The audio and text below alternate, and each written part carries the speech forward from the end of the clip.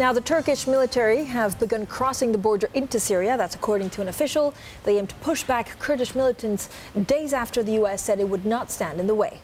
While President Trump's dramatic policy reversal appeared to surprise allies, dozens of American troops had been working closely with Kurdish-led forces in the fight against Islamic State. Well, we've also learned that Turkish state banks have rushed to prop up the lira this week by selling dollars. That's as the country's planned incursion into Syria unnerved investors. Now, for more on this breaking story, our Turkey bureau chief, Onur, joins us now on the phone from Istanbul. So first of all, Onur, do we exactly understand what the Turkish president's intentions are?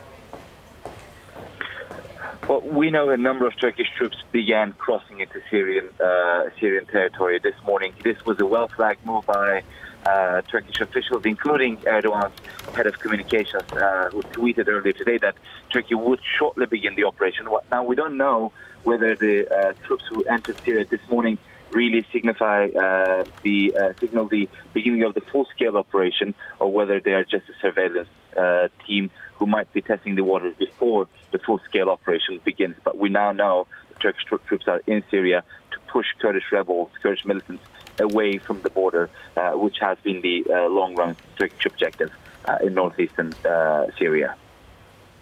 What does it mean for the economy? For the moment, the Turkish lira has held steady.